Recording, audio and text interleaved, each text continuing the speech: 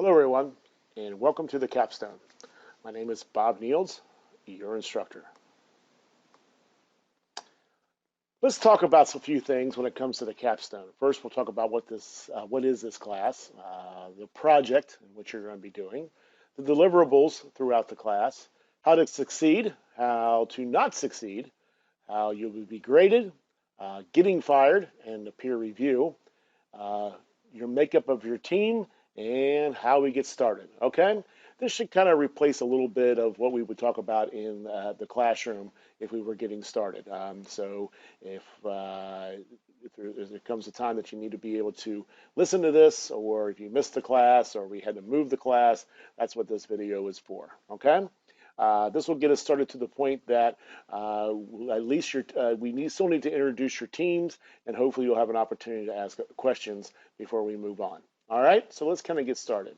What is this class? The capstone is a class that will determine if you know what you were doing, will allow you to work on a real-world project with your team of your peers, will emulate real-world design, development, excuse me, and implementation.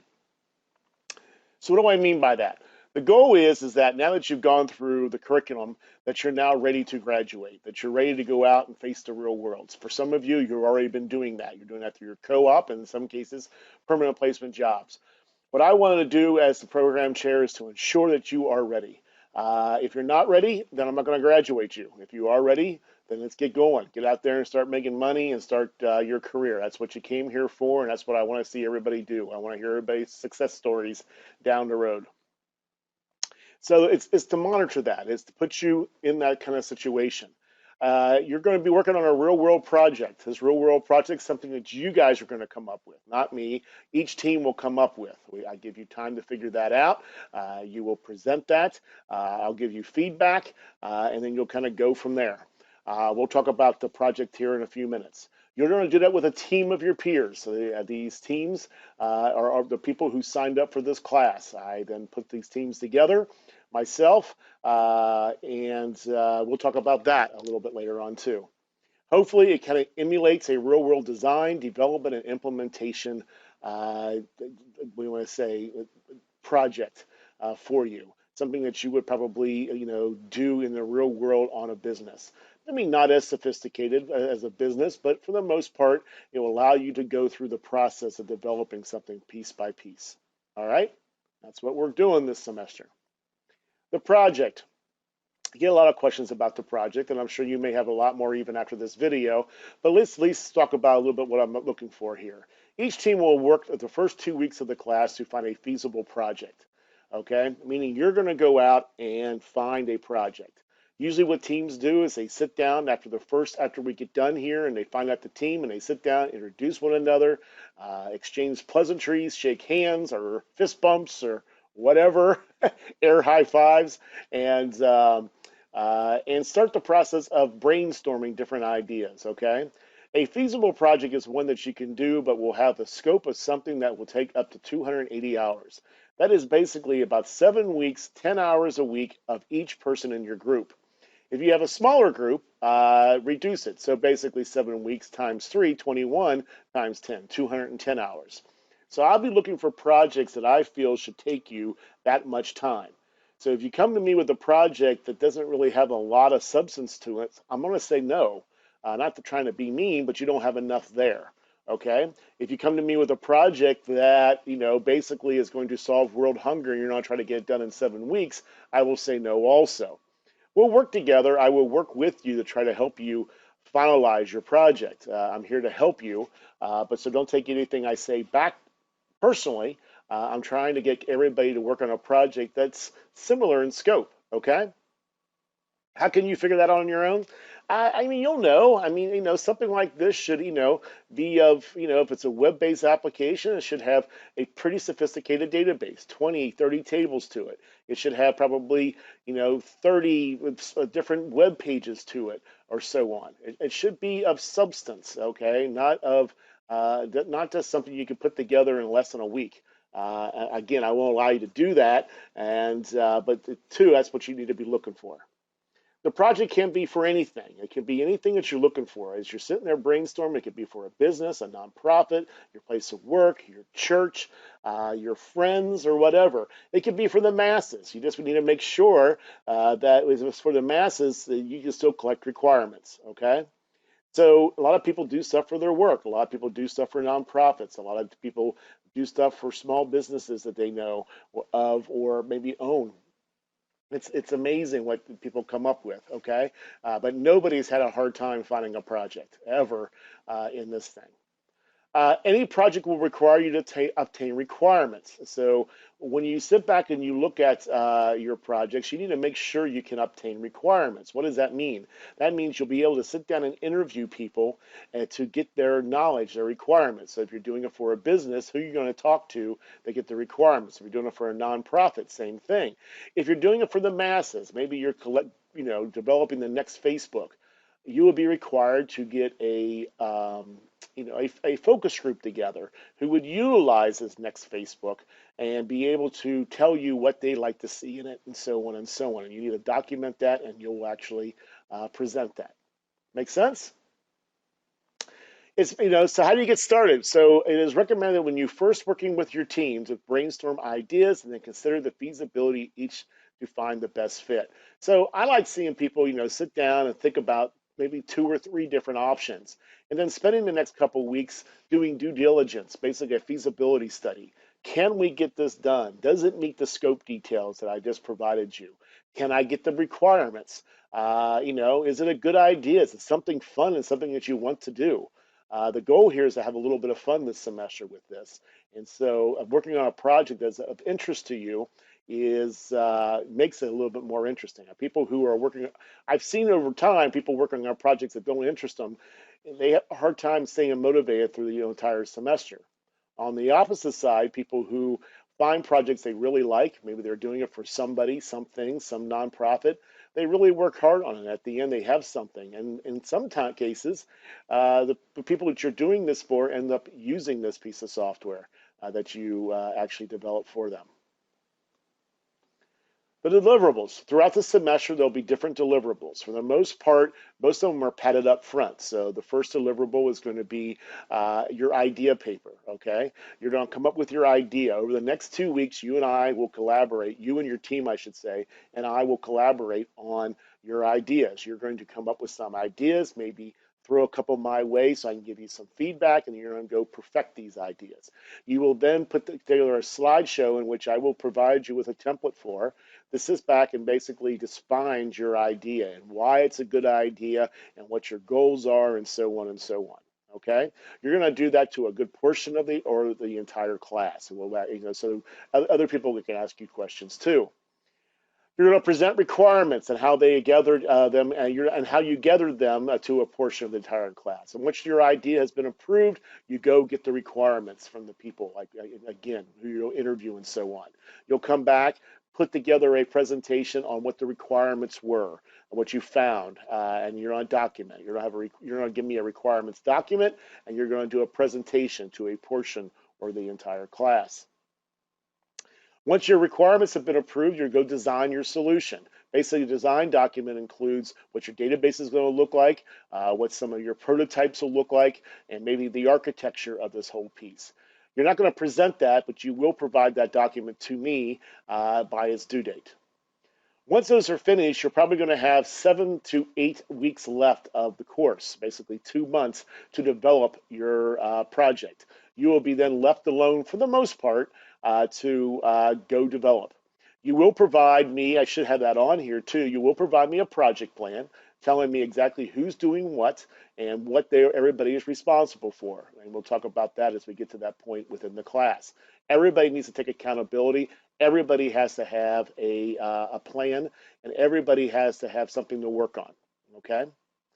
And then what we'll do between that project plan and as you're implementing, we will meet a few times throughout that time to see how you're doing. We'll meet either virtually, in class, in a meeting, at a bar, I don't know, we'll see. But we will meet, I will meet each team to make sure things are going well. All right? How do you succeed in this particular class? Well, to succeed, you need to find a good project. Okay, I said a great project, but find one. Find one that you enjoy doing. Find one that's of interest to you. I'm not going to tell you what to do. You go think about it. Nobody's ever needed my advice on a project. Okay, but find something that everybody wants to work on with your team. Constantly keep in communication with your team. That is really important. As soon as your team is formed, the best thing to do is get together. Once again, exchange pleasantries. How you doing? Air high fives, whatever. I don't know. Exchange contact information. I will provide you with some initial contact information, but then you need to exchange other contact information. Figure out times that you're going to meet together. This is not a 1 week a meeting type thing. You need to, matter of fact, the class is not your meeting time. You need to come up with other meeting times, and you need to keep to that schedule. Some people met every weekend. Some people met once or twice a week. Again, you can do this technically, virtually, at somebody's home, whatever you want to do, but make sure you're meeting and make sure you're talking. Do not let a week go by. If a week goes by, you are doomed.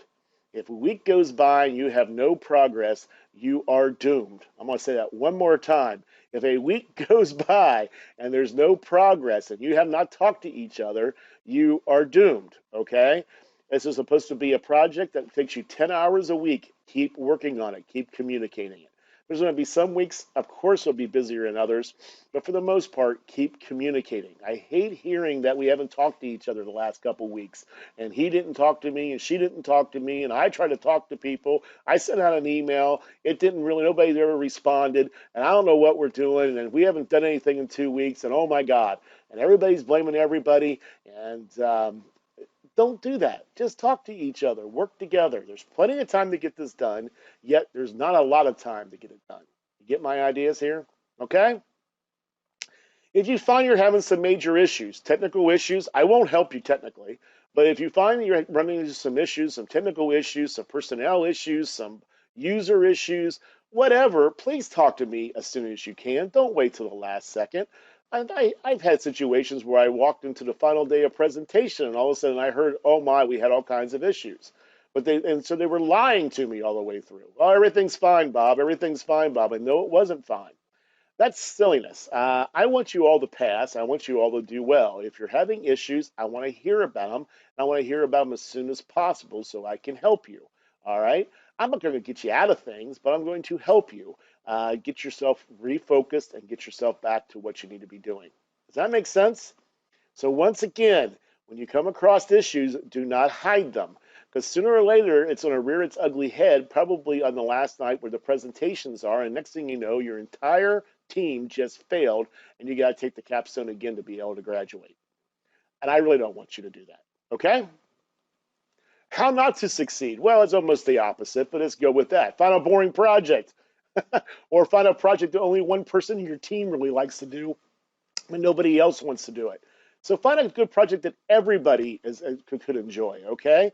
There's going to be some give and take in finding the right project. There's going to be some people in your group that's going to be excited about their idea, and maybe the other people are more excited about the other idea.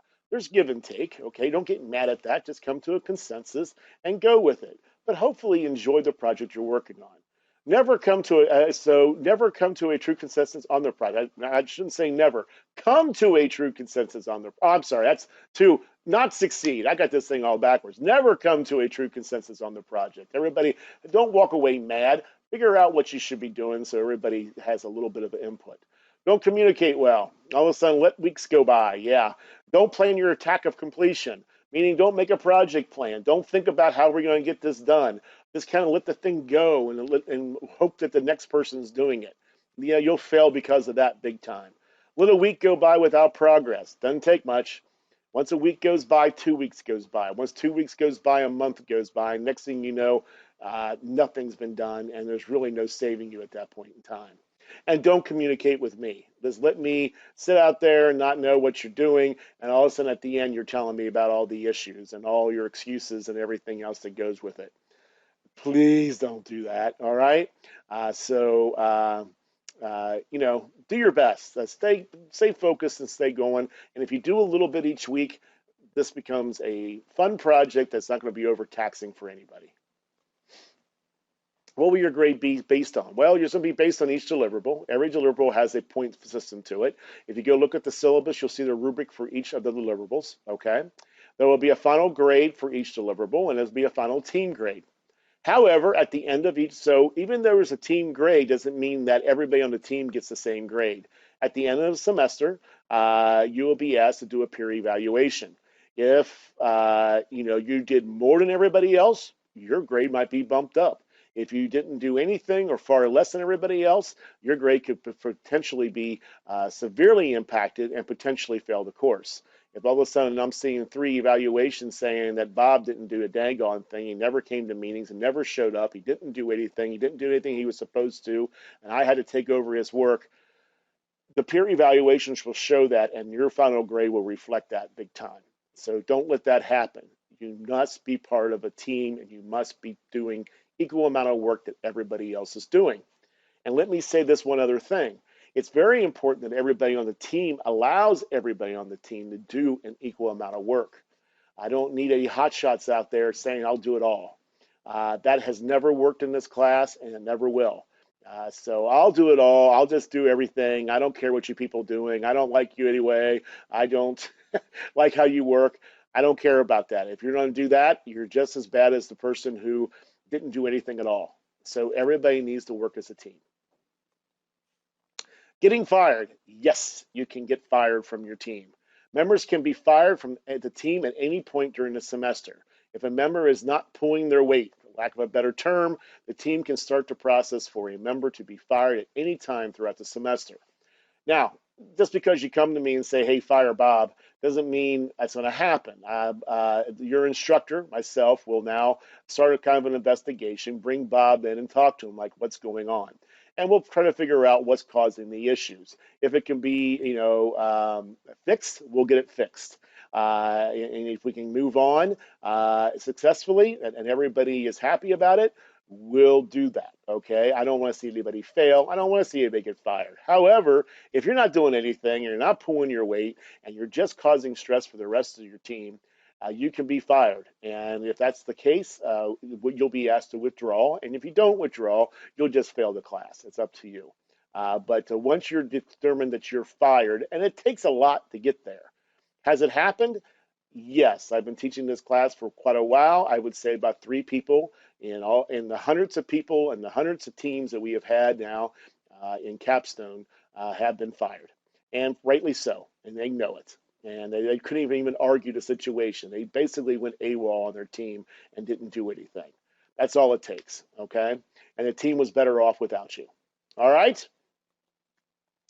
A lot of negative. I don't want to sit back and talk about a lot of negative. I'm just telling you how this whole thing works. When you're dealing with teams, especially in an academic environment, it's very important that I stress that you must do your part of the work. If you're going to be one of these ones that are going to sit back and let somebody else do it for you, you will fail. I will not pass you, I promise. Okay? Anyway, let's turn this thing a little positive. Your team, your instructor, as me, okay, spent a good amount of time reviewing evaluations and recalling everyone's personality, strengths, and weaknesses to develop a balanced team.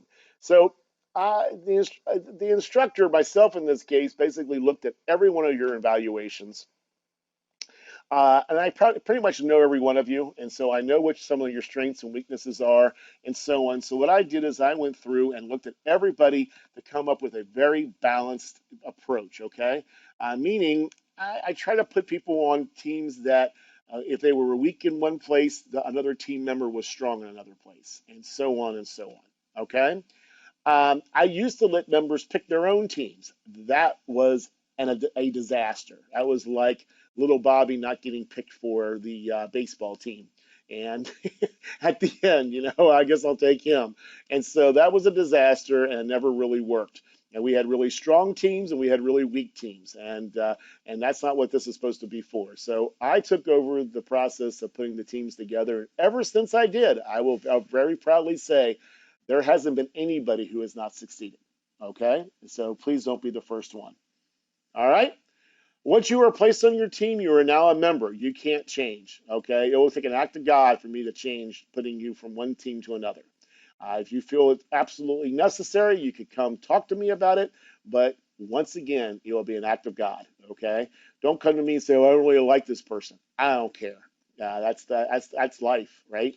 We're emulating real world. If you're in a business, you can't like somebody and say, I don't want to work with this person. It doesn't work that way. You got to learn to work with people, people you like, people you dislike, people who are not the same as you, people, whatever. Okay? Learn to like them, learn to understand who they are. Let's all get along and have a little bit of fun here. How do you start? Your instructor will provide you with your team. He will do so probably on the first night or as soon as possible. With that said, you'll know your team, and hopefully enough information is given to you where you can start getting together your team immediately. Please note or obtain any contact information from your team members immediately. Immediately beginning working together. Start the very first class or the next day or the day after that. Figure out when you're going to do it. Start beginning the brainstorming of your project. Schedule more time throughout the first week or so, throughout the first week, I should say, trying to figure out what your projects are going to be. Do the due diligence. Figure out a plan for the first week or so to figure out how we're going to figure out which project's best. Don't hesitate. Don't stop. Don't let days go by. Spend a lot of time up front and get this right, and you'll be fine. Your presentations for the project, for the idea, will be in 2 weeks, and that will go quickly. Don't let a week go by and you haven't done anything yet. You got it? All right. So I know I probably dwelled a little bit on the negative on this. That's not my goal here. I just kind of want to put it out there, what's actually going on. But I really do want you to have fun with this, okay? I have seen some wonderful projects come through. You guys, our graduates have impressed unbelievably in what they have done in this class. They have gone outside their bounds. They've learned new technologies. They've done all kinds of things. Do I expect that? Yes, I do. I expect you to go learn some new technologies. I expect you to don't get muddled down with the new technologies, but if you got to learn something new, go learn it. That's part of everything. That's part of every project in IT. And I've been impressed with what people have done so far. And I'm hoping to be impressed with you also as you come up with some unique ideas as you move forward. Okay? But I want you to work hard, but I don't want you to kill yourself. I don't need you staying up 24/7 trying to do this. That's not what this is intended for. This is intended to be a typical class that you spend 10 hours a week on it for each week, meaning we have 150 hours. You should be spending 150 hours on this class during the next 15 weeks. You got it? Have a little fun. It's supposed to be fun. And, but many people, this is an actual true story. Many people leave this class with great memories and a lot of pride. And they tell me it was one of the best classes they've taken since they've been at Cincinnati State. But they also leave usually with some new friends. I've known people who are still getting together because of this capstone from 5 to 10 years ago. I hope that's the same for you guys. I hope this turns into a good opportunity and a good experience for everybody. All right? Thanks for listening. I'll present you with your teams very soon.